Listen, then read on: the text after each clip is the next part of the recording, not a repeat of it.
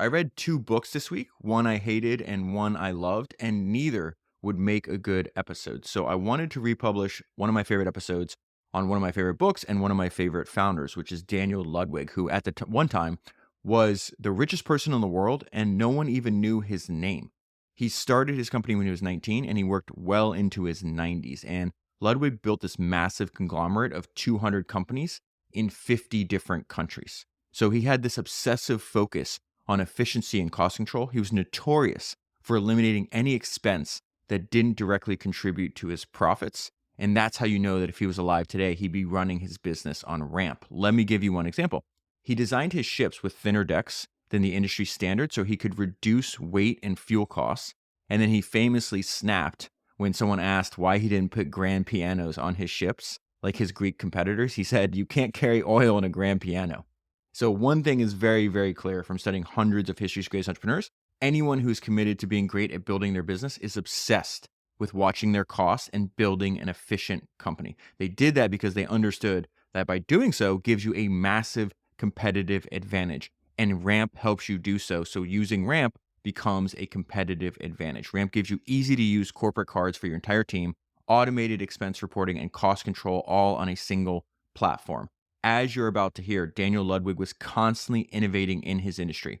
Ramp is doing the same in their industry. 54% of their payroll goes to new product development and R&D. The longer you use Ramp, the more efficient your company becomes. This is very, very important because as Sam Walton said in his autobiography, you can make a lot of different mistakes and still recover if you run an efficient operation, or you can be brilliant and still go out of business if you're too inefficient. Ramp helps you run an efficient organization. I read a Ramp customer review that sums this up perfectly.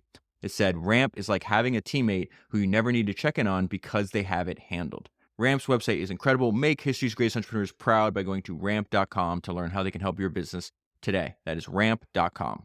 One more thing I want to tell you about, there's now a monthly option for Founders Notes, and I brought back the lifetime option by popular request. So Founders Notes, if you access Founders Notes, if you subscribe to Founders Notes, it means you get access to all of my notes and highlights. That's over 20,000 notes and highlights on history's greatest founders that I've been accumulating, collecting, and distilling for the last 8 years. You can search through them by keyword, or you can actually have the AI assistant that I built for Founders Notes, which I call Sage, read everything and summarize it for you. I use Sage almost every day. This is actually a tool I built for myself that you can now use too. This is the way I think about it. Jensen Huang, the founder of NVIDIA, said that in the future, everyone will have a virtual assistant, almost like a brilliant intern, with near perfect memory, capable of instantly recalling any piece of knowledge. Sage is that now. The future is already here, except Sage is hyper-focused on the collective knowledge of history's greatest entrepreneurs. So if you have access to Sage, you can now access all of that collective knowledge on demand. I really believe that you should be using it to supplement the decisions that you make in your work. And you can do that by going to foundersnotes.com. The link will also be down below, and it's also available at founderspodcast.com. The photographer from New York Magazine was excited and more than a little nervous. In a matter of moments, he would enjoy a unique opportunity: the chance to snap the first unposed picture ever taken of the richest man in the world. The strange thing was that most Americans had never even heard of Daniel Keith Ludwig. It was hard to figure. How could a man, any man, in these days of mass media coverage and public obsession with world records, manage to accumulate a $3 billion fortune with hardly anyone becoming aware of it?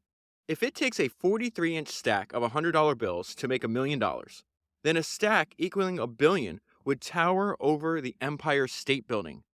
Ludwig's riches would be 3 times as tall. Obsessed with privacy, Ludwig reportedly pays a major public relations firm fat fees to keep his name out of the papers.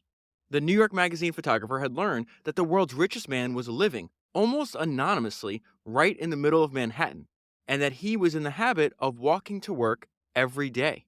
The photographer waited for the billionaire to walk the few blocks from his penthouse apartment. Just as the photographer was starting to think something had gone wrong and Ludwig wasn't coming, he spied a gray-haired figure in a black overcoat walking briskly. As the old man drew close, the photographer raised his camera and aimed. Ludwig, surprised, turned his head and looked up. The shutter clicked. The next instant, the world's richest man, 80 years old but still fit and trim, charged the photographer and grabbed him in a half Nelson. He tried to wrestle him to the sidewalk and take the camera, but the photographer twisted out of Ludwig's grasp and ran down the street.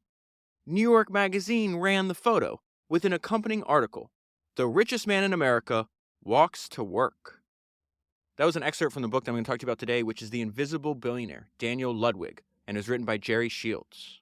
So this is the second time that I read this book. The first time was 4 years ago, all the way back on episode number 68. It's one of my favorite books that I've read for the podcast because Daniel Ludwig is not only a mysterious character, but the sheer size and scale of what he was able to accomplish is unbelievable. And I'm going to give you a description of why it's so unbelievable in a few pages. I want to jump into the introduction real quick. At the beginning, there's an overview of the one time that Ludwig consented to be interviewed. It happened in 1957 when he was 60 years old. And this interview happens about 25 years before Forbes puts Ludwig as the richest person in the world. When the book was published in 1986, Ludwig was estimated to be worth about $3 billion. And so let's go into this description of Ludwig. With Ludwig, work is almost an obsession. A non-smoker, only a moderate drinker, Spartan in personal habits, business gets 100% of his attention. On a project, his greatest gift is seeing the big picture.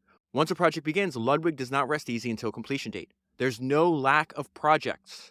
An associate speaks of his unlimited ingenuity in dreaming up new ways of doing things. Remember that sentence for when I get to a description of how large his business is at this point. He willingly gambles on an idea that looks good, but his formula is to add a large dose of hard work to that gamble. The description of Ludwig continues. Ludwig's most notable characteristics, besides his imagination and pertinacity, is a lifelong penchant for keeping his mouth shut. Saunders, that's the name of the interviewer, Saunders attributed this to the shipbuilder's single-minded absorption with getting things done. He is interested in achievement, not fame. "I'm in this business because I like it," Ludwig said. "I have no hobbies." DK, so his nickname for people who knew him was his initials, DK. DK was strictly a solo act. His zest for these operations is that of a lone wolf. He shares neither the rewards nor the risks with anyone else. Before moving on, let's go back to what the interviewer said, that his most notable characteristics were his imagination and pertinacity. Let's define that word. I love the Webster definition of pertinacity. It says holding strong, because it's a perfect description of Ludwig if you read this book. Holding strongly to an opinion, purpose, or course of action. Stubbornly or annoyingly persistent. And so then this article gives an overview of his career. We're going to go into more detail on this later, but this is really important to know. So it says, the narrative revealed a boy interested in boats and a young man who struck out on his own as a ship owner and operator before the age of 20. He starts his first business at 19. He is in his 90s when the book is published, and he is still working. And so it says, after struggling through several lean years during the shipping slump that followed World War I, Ludwig had just started making money as an oil hauler when the Depression hit, wiping out nearly everything that he had. And this may be the most important idea he ever had in his career. He's going to start. So this is how he's going to make his first fortune. He makes his first fortune transporting oil in ships. And I don't mean the first time where he just said the Depression almost wiped him out. I'm talking about he runs a very similar playbook after World War II, actually during World War II. But it's this idea of how he started this business with limited money. It's called the two-name paper idea. This will come up again later, but this is an overview I think is helpful at the very beginning. He had persevered and during the mid-1930s had developed an ingenious ship financing scheme that would make his first fortune. The idea was to use other people's credit. First, he'd go to an oil company and persuade it to grant him a long-term charter to haul its petroleum. This done, he would go to a bank where, using the charter as collateral, he would take out a loan to obtain a ship to haul the petroleum. Instead of paying Ludwig, each oil company would make the charter payments directly to the bank, which would then deduct the loan payment and put whatever was left into Ludwig's account. This allowed Ludwig to build or renovate tankers without having to put up collateral or use his own credit. As long as he would fulfill his charter contracts, he had a small but steady income. And more importantly, by the time the contract expired, he was the owner of a paid-up ship without having invested any of his own money. And so one trait that Ludwig shares with another billionaire, this is Francis Greenberger, who I covered all the way back on episode number 243. Francis Greenberger became a billionaire investing in co-ops, so his real estate empire, I think in the 1970s in New York City. But what Francis Greenberger did, and he says, because he's actually writing the autobiography, he's like, listen, once something starts working, you immediately scale it. Do not dilly-dally. Don't wait around. And that's exactly what Ludwig did with his two-name paper idea. Once he got things rolling in the late 1930s, it was simply a matter of hard work and efficiency. plus a genius for innovative ship design, to become one of the world's largest ship owners. And then it's going to mention something else. Ludwig has very much like an engineer's mind. It's almost like he gets off on efficiency. He's obsessed with outcompeting his competitors and making sure that he has the lowest cost structure and that he can actually haul more oil. So he's going to compete with people like Aristotle, Onassis, and like the fabulous Greeks. They're all over this book. This book is wild. You'll see. There's like unbelievable like stories in this book of these covert wars and competitions between nations, companies, and individuals because they're in the oil business. But we'll get there. So anyways, this is the first mention of the fact that he's just obsessed with this idea of constant improvement and efficiency. He very much has an engineer's mind. So he says he has been responsible for several major changes in shipbuilding. Some were design and structural modifications to eliminate non-essentials while increasing a ship's cargo carrying capacity. There's a great line from Bruce Lee that I love. It says, hack away the unessential. That is something, I don't think Daniel was a fan of Bruce Lee, but he is definitely a fan of hacking away the unessential. You see it as the way he runs his business and on a miniature level, how he builds his ships. By the time he had stopped renovating old ships and started building his own, he had figured out that the one large ship could haul oil at a lot more cheaply than two small ones. Therefore, it made sense to build bigger and bigger tankers so that he could cut his own hauling costs and underbid his competitors, which he was obsessed with, who were still using smaller ships. And this is where it gets really fascinating. This is his main business. Again, he made his first fortune, and I'll go into more detail of where like the role Standard Oil has to play in this later. But this is really important to get across. He made his first fortune transporting oil in ships. He made so much money doing that he then goes out and starts buying and starting other businesses. At his peak, he owned over 200 companies in 50 countries. So it says to help provide cargo for his ships, he diversified into other activities: mining, ranching, timber growing, oil refining, and salt production. What's crazy is, first of all, this book is almost impossible to find. I was lucky enough to get a copy back in 2019 for only $43. But there's a website that I use to find hard-to-find books. It's called bookfinder.com. I just looked it up. There's only 9 copies available on Bookfinder, and they start anywhere from $350 all the way up to almost $2,000. And I wish this book was more widely available because just the front and back cover, you open it up, and it's a picture from one of Daniel's own brochures when he was trying to solicit customers. So there's a line in the book that's accurate. It says the sun never set on his empire. So what's in the book is 3 globes, each showing a different part of the world, right? And then it would just highlight all the different companies, not the name of the companies, but what they do and the country it's in, right? I'm going to skip over France, Bermuda, Venezuela, Bahamas, Taiwan. You'll get all that. I just want to read off like what he's going to, again, he takes the money from hauling oil and buys and builds hundreds of other companies. And these are the industries that he's operating in: financial services, mining, hotels, office towers, housing, shipping, agriculture. I'm going to go across. Some of these are going to be repeated: agriculture, dredging, financial services, shipping, real estate, financial services, shipping, financial services, shipping. These are all different countries, obviously, he's in. He's in refining and petroleum and gas exploration, again in mining, again in agriculture, again in mining and housing, and more shipping, and housing, and hotels, and housing, and more office towers, more mining, more real estate, more shipping, and more financial services. And then the overview of this one interview that he consented to continues. I just want to pull out a couple other things. This was hilarious because this describes him. They called him they describe one habit of his is monumental stinginess. It says Ludwig's organization is staffed with competent men, but not one man too many. Ludwig is frugal despite his great wealth. Loving his work to the ultimate degree, Ludwig is unable to take much pleasure from anything else. He counts calories religiously. He does not drink much. He doesn't smoke at all, and he doesn't entertain lavishly. His only bad habit is work, and that he cannot stop. Okay, so I want to jump into his early age. I want to fast forward right up into the point he's 15. I think something really important in his life happens. His parents wind up getting divorced, and his dad takes him and moves him from where he was growing up in Michigan to this oil port in Texas. And so it says as soon as their marriage broke up, he took his son and headed to Port Arthur, Texas. Once in Texas, DK found himself more or less on his own. He's 15 years old, by the way. His father had other things to do and could spend little time with the boy. 1,000 miles from home, taken away from his family, from school, from friends, the 15-year-old must have felt miserable and frightened. And so he gets a bunch of jobs. So this is what he actually learns working on and around ships. And this is going to lead him to starting his first business at a young age. Says he was a runner for a dealer in marine equipment, going out in small boats to sell supplies to sailing ships and steamers that anchored in the port. At the same time, he went to night school to get the math he needed for a marine engineer's degree. The boy was learning much that he was to use later. And so about a year later, he goes back to Michigan, gets a job working for 20 cents an hour at a marine engine plant. The job at the engine plant was another educational experience. It gave DK a thorough knowledge of marine mechanics and helped him to complete the work requirements for his engineer's certificate. These are skills he's going to use for his entire life. He was a fast learner and a good worker. After a little more than a year, he was considered competent enough by company officials to be sent to the Pacific Northwest and then Alaska to do installation work. So he's installing ship engines. And he's doing it for the company, but then he starts doing it on his own. He's like, oh, I can just run my own business. Shortly after his arrival, he started moonlighting, installing ship engines on his own time as well as for the company. He found the work so profitable that he soon drew his last wages and at 19 went permanently into business for himself. It was a profitable time to do so. The year was 1916, and the shipping industry was booming. Much of Europe was engaged in a world war. And so because he had exposure to all these jobs at a young age, he knew ships, he knew how to salvage them, he knew how to improve them.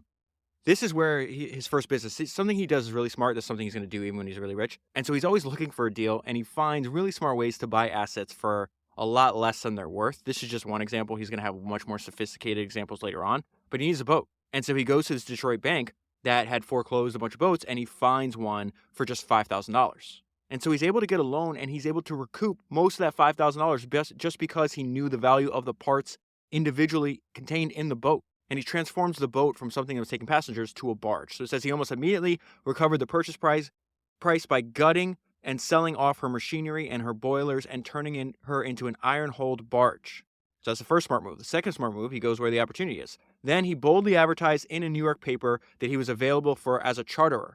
And why is that important? Because that's where the opportunity is in the shipping industry at this point. And Manhattan beat the heart of the world of commerce. Goods and money flowed in and out of New York Harbor like the lifeblood for the rest of the globe. Earlier in the book, it mentioned that Daniel was, later in his life, as a lone wolf. That happens. He's going to have a series of partnerships. None of them, work out that great.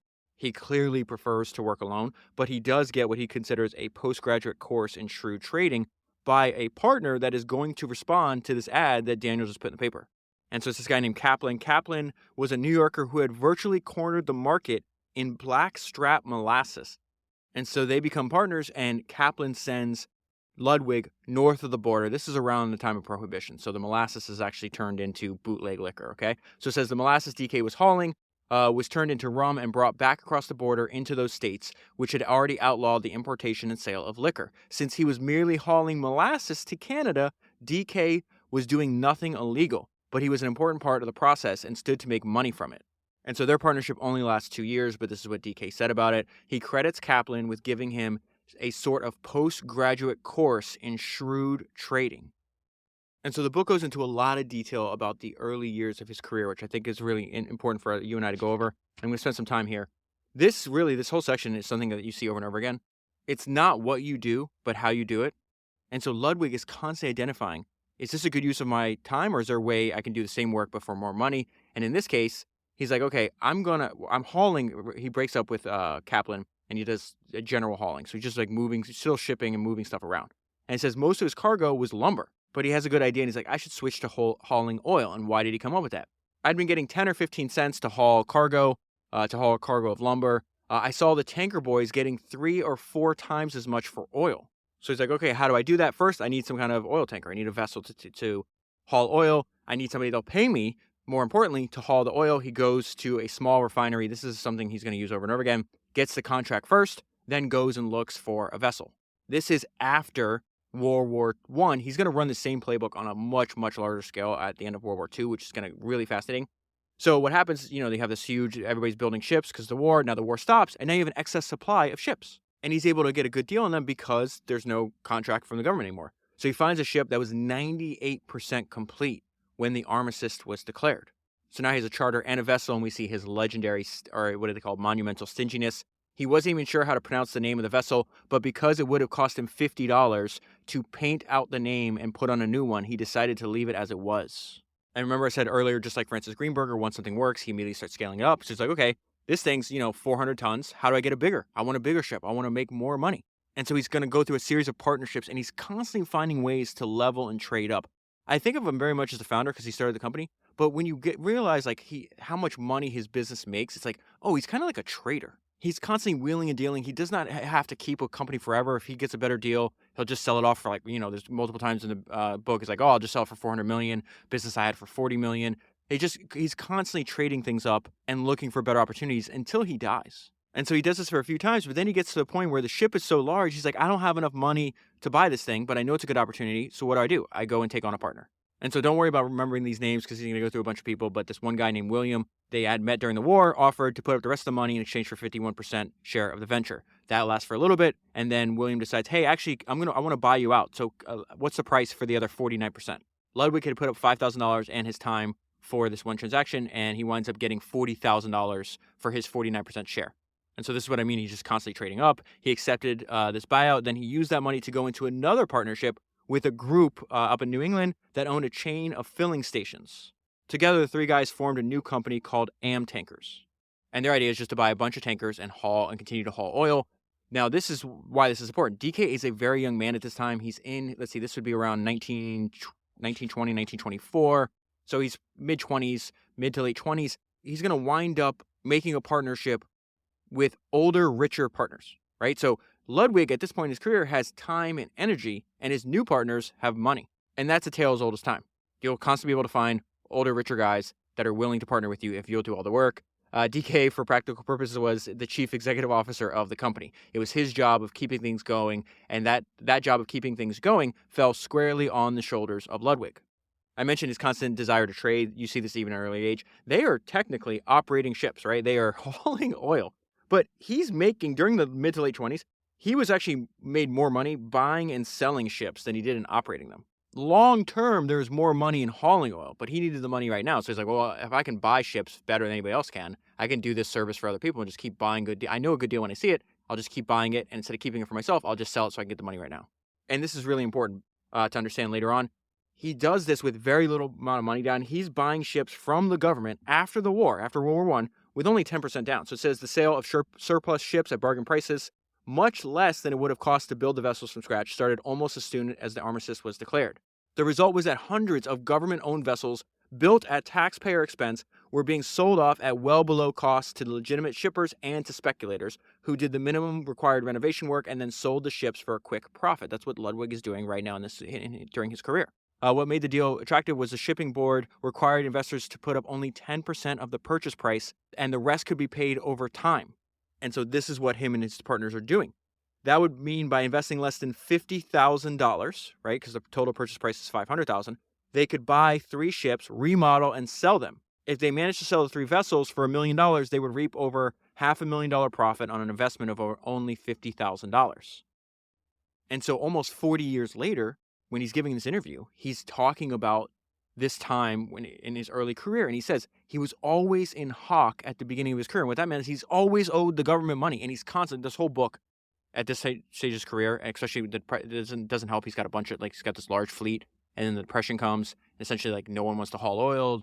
His ships, his charters aren't as valuable. He has a real hard time making payments. So it says during the Fortune interview in 1957, Ludwig said that in early business years, he was, quote, always in hock. There may have been a good reason. As long as you're in hock, it's hard for a creditor to collect the money from you. So there's so many times where the government's like, okay, the payment's due. Let's, making this day up, January 1st. And Ludwig's like, no, give me like a 6-month extension. And then June comes. He's like, I need another 9-month extension. It's just constant back and forth. And he constantly gets them to extend time. But what's amazing is how fast his fortune's going to change. I do want to pull out these things because, the book starts, he's an 80-year-old man, richest man in the world at this point, started in the business when he's 19, but you go when he's 34. I'm going to pull out 2 things here. He's 34. He's in debt and he's barely making his interest payment. This is now into the Depression. Ludwig wrote another begging letter to the shipping board saying that he was doing his best that he could, but that Tankers needed more time to make the payment. 3 years later, 37, and he's almost going broke during the Great Depression. 10 years from now, he's going to be unbelievably wealthy. That's what I'm telling you this. A shipping board auditor reviewing the company's situation came to an unavoidable conclusion. Tankers was, for all practical purposes, insolvent. The firm had no securities left to borrow on, and virtually no chance remained that the massive liabilities could be paid off from the ship's small earnings. But there's an important point here. We have to pause because this is all about the change, right? It's like, oh, they have massive liabilities. They have all these ships. but the ship is not making any money. Why isn't it making any money? Because the demand for shipping during the Great Depression has plummeted. But the asset that he owns, the ship, is still valuable. You just need something to cause demand to skyrocket. And that is exactly what happens in the late 1930s when Europe breaks out in war. War makes the demand for Ludwig's products and services skyrocket. It's almost the exact opposite of what was happening to him and his business the previous decade. Wars and rumors of wars presaged an upturn in international commerce, which for cargo haulers meant greater demand and higher revenues. A tanker that had been sitting idle at the docks since the start of the Depression could now be hired out on a long-term basis at high rates or sold for a handsome price. He's going to make money both ways. In some cases, now something that was just sitting there, not only there was no charter on it, if you had to sell the ship to try to pay off your loan, maybe you'd get $50,000, $100,000. Those same ships are selling for $800,000 or more. And so this is the most important part in the book. This is what I referenced earlier. The two-name paper idea plus the fact that he's going to be shipping oil for Rockefeller equals Ludwig's wealth, which then in turn causes him to go out and buy and start, the hundreds of these businesses. Let's go into this. Ludwig needed a way to obtain ready money without either taking partners or assuming heavy mortgages. His early experiences with partnerships had been costly, and borrowing to finance ship renovations was no better. It was at this time that Ludwig came up with the two-name paper arrangement that he said was the chief reason for his wealth. He would go to an oil company, get it to sign a long-term charter to ship so much oil on a regular basis, take the charter to a bank, and using it as collateral, obtain a loan to build or renovate a ship to haul the oil to fulfill the charter. The plan was legal, logical, and ingenious. He was able to start his climb towards being the world's biggest shipper mainly because he was now hauling oil for the Rockefeller Empire. Keep in mind, he started his business when he was 19. He is now 40. It took him 21 years to get to this point, okay? He was able to start his climb towards being the world's biggest shipper, mainly because he was now hauling oil for the Rockefeller Empire. We're going to get into why the hell would a vertically integrated oil company let some outsider haul their oil. It's going to be very similar to what we just went over with Bill Gates, I think on episode 290. I'll get there in 1 second. So it says, up until now, before doing this deal with Standard Oil, Ludwig had been chartering his ships to smaller refineries. And so about a decade before we were in the story, there winds up being a secret oil cartel compact. It was not known at this time, came out later. It's called the Acna-Carey or Red Line Agreement. In effect, it froze each major oil company's fractional share of the petroleum market at 1928 levels to create a cartel and eliminate competition. And so now all the major oil producers are in a cartel together so they can control prices. And so now this is what I was mentioning earlier. It's like, why would a vertically integrated oil company hire an outside company to ship its oil? It's the same reason that IBM let Microsoft create the operating system for the IBM PC. If you haven't gone back and listened to episode 290, I would highly recommend doing that after this episode. In that book, which was published way before Microsoft, or not way before, like a couple years before Microsoft gets into its own antitrust trouble, they're interviewing this guy from IBM in the book, and they're like, why the hell did you give this super valuable opportunity to Microsoft? And he gave some historical context. He says, for the last 3 presidential administrations, they are all trying to break up IBM. So much so that the IBM had to start its own law firm. I forgot how many people, like thousands of people just working to fight off the United States government for these antitrust and like monopolistic charges. And there's a very similar line of reasoning taking place in Daniel Ludwig's career at this point. Why would an oil company in such an advantageous position charter ships from an outsider rather than operating ships of its own?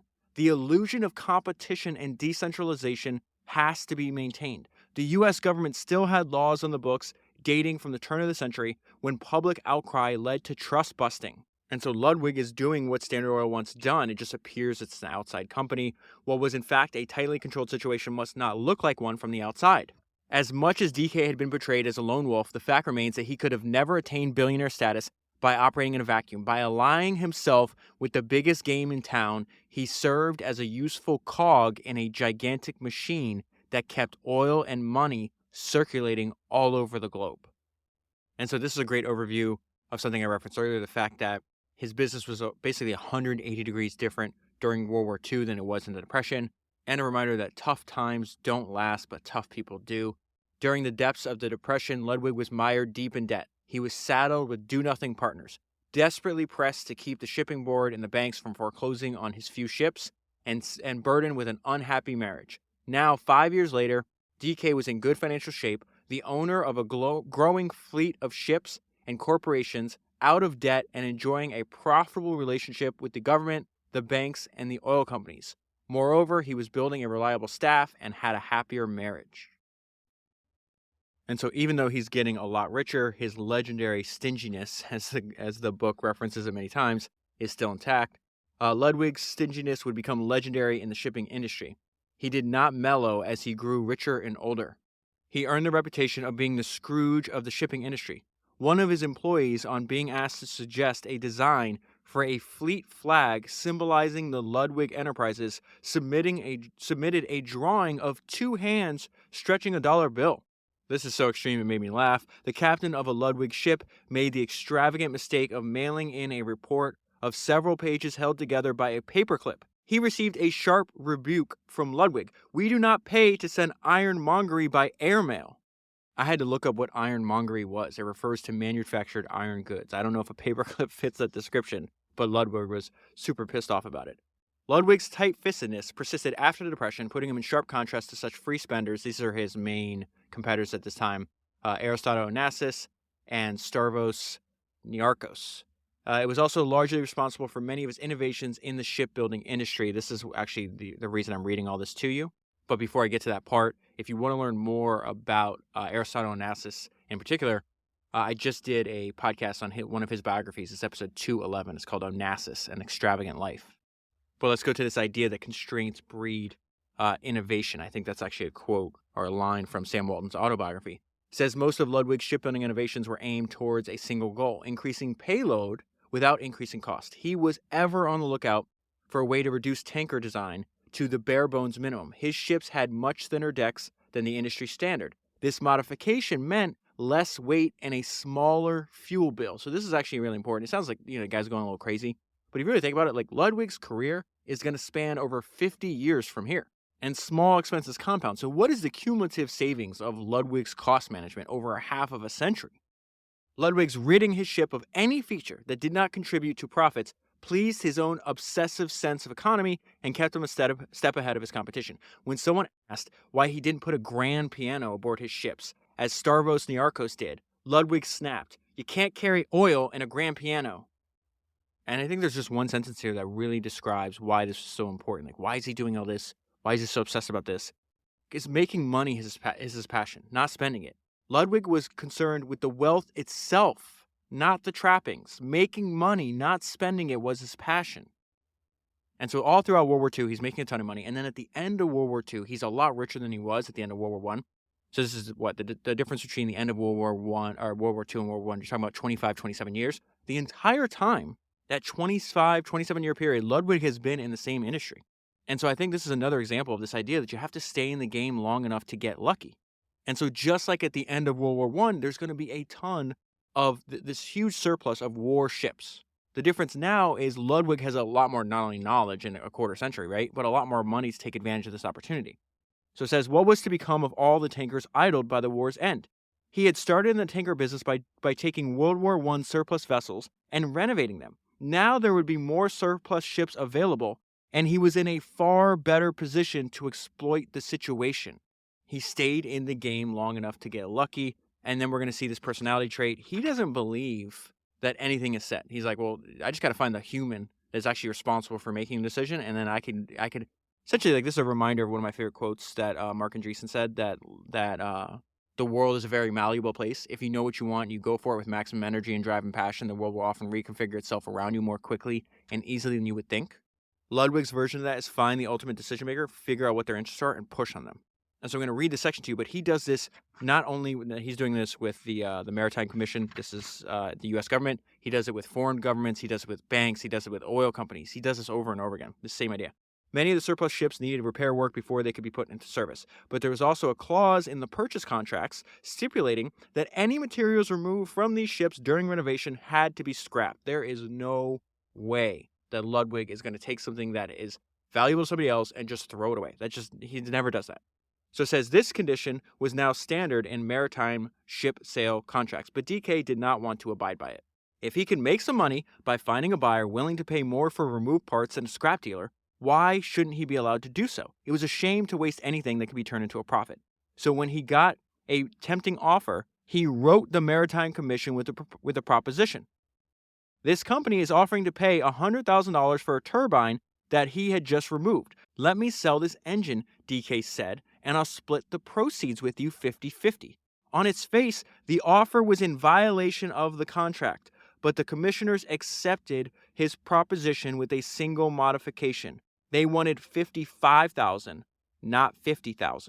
Done and done. On these terms, the deal was made. The commission got a nice piece of change, and Ludwig got a lot more out of the engine than he would have by selling it for scrap. He also got something else: Maritime's permission to violate contract terms and sell excess equipment and materials for whatever he could get, as long as he was willing to cut in the agency for a share of the money.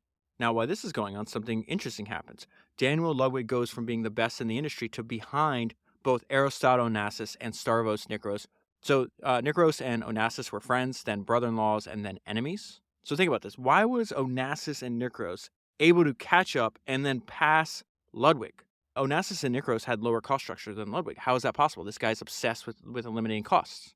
Ludwig's first advantage was the fact that he did business with the U.S. government. He's able to buy these war surplus ships, right? So that means his ships, by law, they have to fly under American flags. He is doing business with the U.S. government. Onassis and Niarchos fly under flag of convenience ships, which means they are not regulated by the U.S. government. So this is the advantage they have. They had virtually cornered the Mideast to Europe oil hauling trade, taking business away from Ludwig and other American shippers by cutting their charter rates. Flag of convenience ships, which Onassis and Niarchos are using, have no taxes and regulations, and they also have inexpensive foreign crews. They could make money at rates that would bankrupt an American shipper who paid U.S. taxes and wages and had to maintain his ships in an adequate state of repair. Ludwig had been concentrating on becoming America's largest shipper. Onassis and Niarchos had been using Panamanian registry and cheap rates to beat him where it counted, getting charters to haul oil.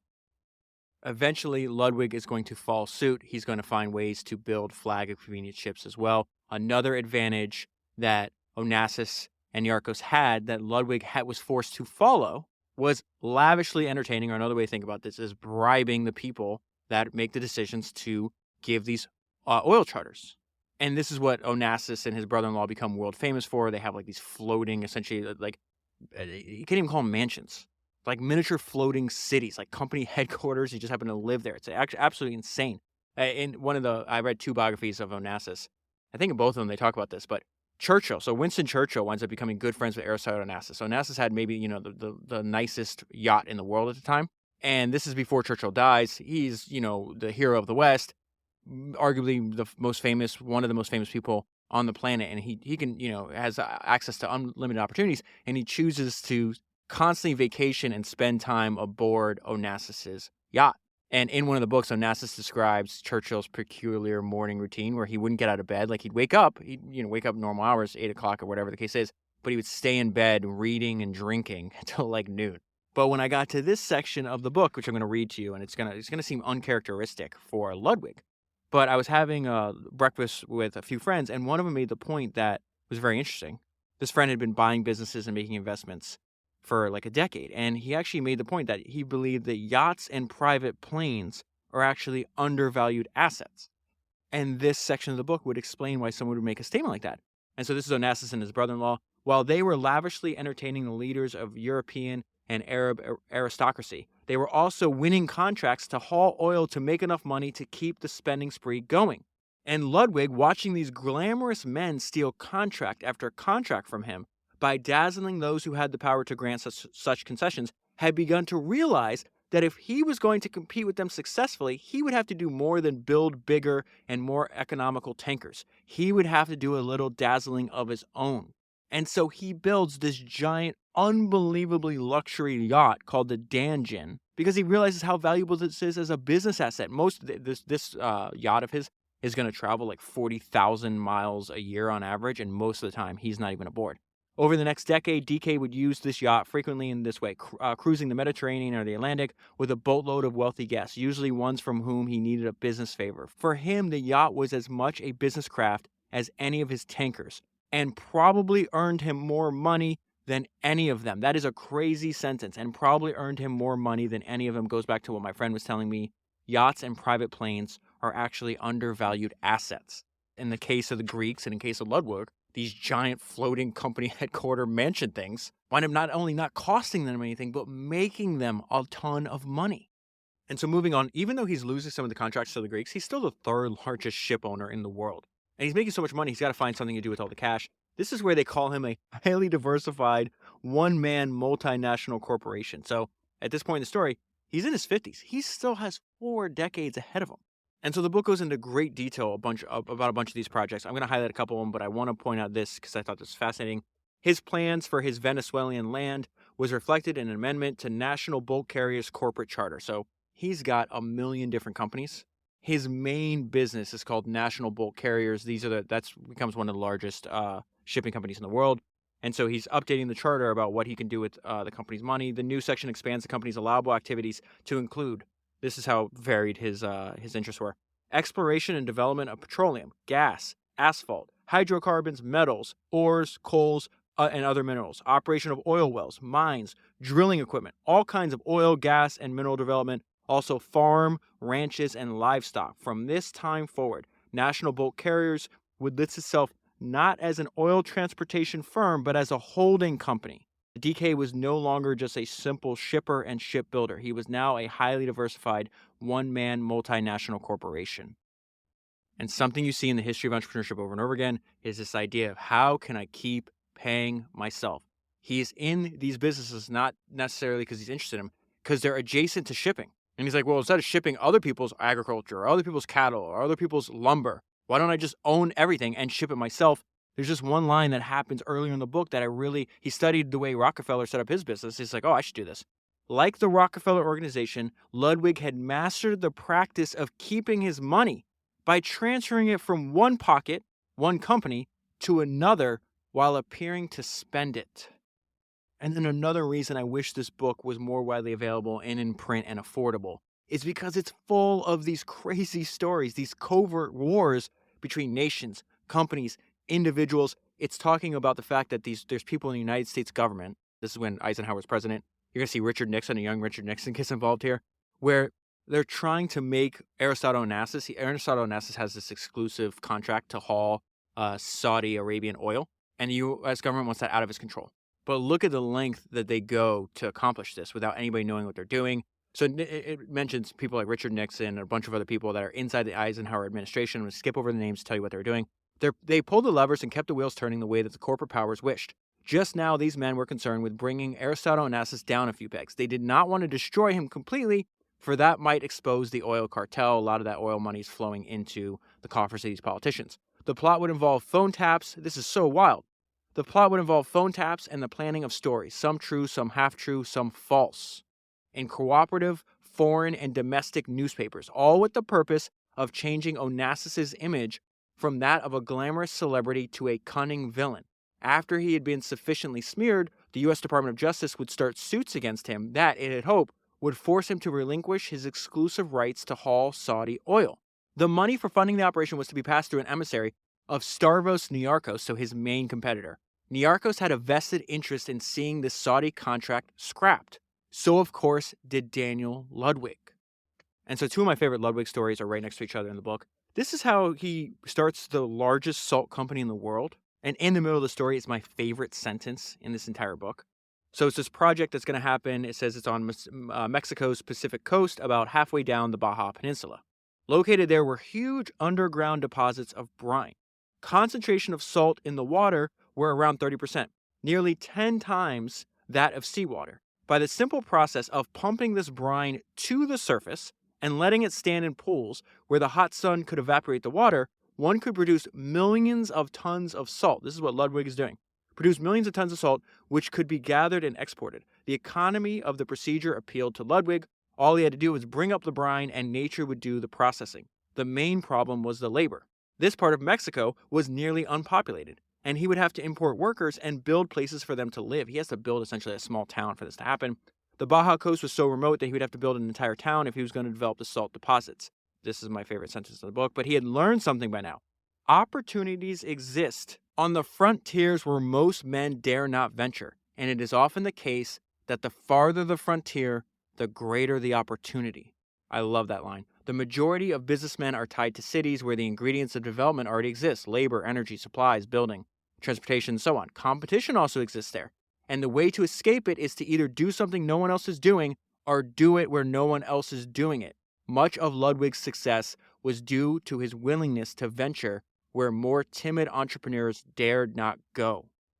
This business is unbelievably successful. He winds up selling it a few years later, but the output, the salt output, increased to as much as 4 million tons a year, making the largest producer of solar salt in the world. And that's just one of these giant projects that he takes on. This is one of my favorite stories in the book, too, because sometimes you have to do it yourself. He's already a billionaire at this point in the story when he's about to do what I'm going to describe to you now. He was embarking on an ambitious project in Panama, the building of a 55,000 barrel a day refinery and an adjoining petrochemical complex. Before starting construction, however, Ludwig had a little chore to perform, one that he intended to do personally. Twice he had trusted the word of specialists, and twice he had been burned. He had believed them when they told him he could bring fully loaded 60,000-ton ore carriers down the Orinoco River, this is in South America, without running them aground. They were wrong by the way. And his geologists had failed to discover until after considerable work was done that the coral rock underlying Grand Bahama Island was too fragile to support giant supertankers. So these are giant previous projects that he was working on. He got bad information and that cost him a ton of money. So he's not going to let that happen again. These episodes had cost Ludwig considerable time and expense, so before building a refinery in Panama, he decided to check out the site himself. Dressed in baggy work clothes, he caught a night flight out of New York to Panama City and arrived just before dawn.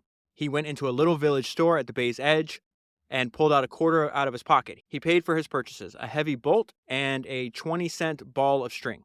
He unwound the string, measured it out in 6-foot lengths, and tied a knot at each interval. He went outside and rented a motorboat and spent the rest of the morning. Remember, he is already a billionaire when he's doing this. And spent the rest of the morning and afternoon puttering around the bay, checking with his weighted line the accuracy of every sounding marked on a nautical chart that he had brought along. Only when he had satisfied himself that the water was as deep as the chart said, did he fly back to New York and give the signal to begin construction. And then his activities were not also relegated to buying businesses or starting new businesses. He would also buy stock in the public markets if he thought it was a good deal. This is an example. He starts buying a ton of stock in this oil company, and people are like, oh my God, he's going to try to take it over. And his people release a statement. They're like, nope, he's primarily interested in the appreciation of the value of stock. He is not looking to take over the company. And indeed, Ludwig, 19 months after buying the stock, would sell it for $146 million, reaping a handsome $46 million profit on his short-term investment. And so when the book is published, Daniel Ludwig is still alive and he's still working. And so the author closes trying to make sense of this unusual person working on an incredible scale. How then do we assess his career? No matter what colors we use for his portrait, we must paint him on a large scale, much larger than life. There can be no question that he has had a very powerful impact on his time, far greater than the influence of many better-known entrepreneurs. Because he has lived, the world is a different place from what it would have been otherwise. A study of his career turns up quite a number of close associations and friendships, mostly with business acquaintances. It is much more accurate to regard Ludwig not as reclusive, but as exclusive. He sees only those few people he wants to see and avoids everyone else. He has long made it a point to socialize, at least occasionally, with people of wealth, fame, or power. Top executives of major banks, oil companies, and other corporations, celebrities, and heads of state. Much of Ludwig's reputation as a recluse stems from the fact that most of the people he sees socially or professionally don't talk about him to outsiders. This conspiracy of silence has enabled him to retain his aura of mystery all these years. There has always been an economic motive behind his continual upscaling, a desire to keep a jump ahead of competition. But there has always been something else as well, a compulsive one-upmanship driving him on to succeed at what lesser men consider impossible. We can add to this portrait a clever, mechanically inventive mind committed to the principle of getting the maximum utility and profit from the minimum expenditure of time, space, energy, and money, plus an ambition that seemingly knows no limits, plus a decided preference for deeds over words, machines over men, and a high degree of ruthlessness. And that is where I'll leave it. For the full story, I highly recommend reading the book. This is a book that I will definitely reread in the future, but I will leave a link in the show notes and at founderspodcast.com. If you buy the book through that link, you'll be supporting the podcast at the same time. And if you want to sign up for my free email newsletter, I email my top 10 highlights from every book. That link is down below and available at founderspodcast.com. That is 292 books down, 1,000 to go, and I'll talk to you again soon.